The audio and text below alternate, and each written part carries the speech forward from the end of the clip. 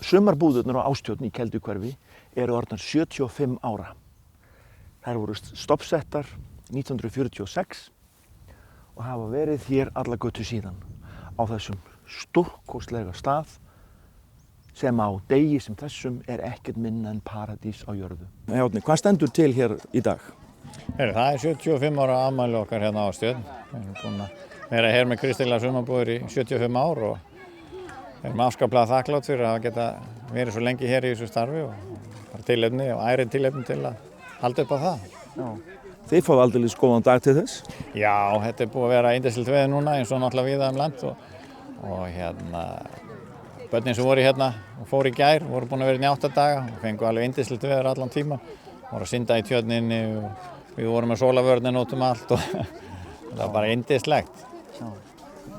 75 ára, hvernig byrjaði þetta á sínu tíma? Já, þetta byrjaði þannig að Artúr hann sem sagt var kristniboði á Akureyri og hann fór víða land á hestbaki, ferðaðist og hélt samkomur í kirkjum og hann hafði komið hérna á þetta svæði á hestbaki, séð það og var mjög hrifinn af þessu svæði. Svo gerist það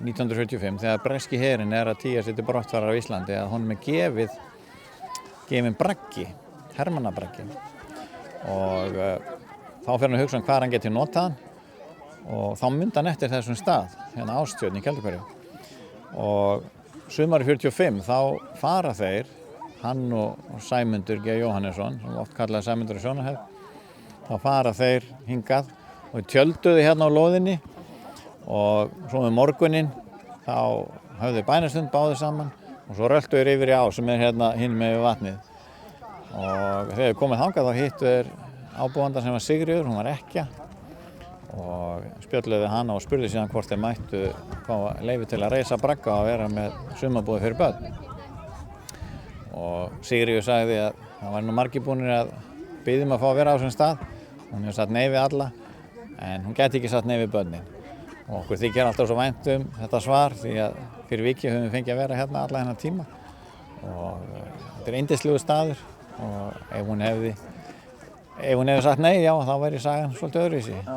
Með hérna stráka og stelpur og eins og í sumar þá erum við með 3 flokka fyrir 6-12 ára börn og upprunalega þá var þetta bara fyrir drengi, þetta hér drengjaheimili Ástjörn í áratugi en fyrir 30 árum síðan þá byrjum við að taka stelpur inn og núna eru allir flokka blandaðir. Svo eru líka með unglingaviku fyrir 13-15 og dvölin hjá okkur er lengri en á öðrum sumarbúðum. Þetta er 8 upp í 10 dagar og Ástjörn hefur svona ýmsa sérstöðu umfram aðra sumarbúðir. Við til dæmis erum með þvottahús hérna þar sem við þvoum allan fatnaði börnunum og höldum utan hann sjálf af því að í gamla dagar þegar drengirnir voru hérna þá voru þeir mjög oft í 2 mánuði ára saman. Þá var það bara normið að þeir voru í 2 mánuði. Þannig að það þurfti náttúrulega þá að þvo föt af þeim og allt slíkt. Og þetta fyrirkomulag hefur bara gefist það vel að við höfum bara haldið í það þó að dvölin hafi styst.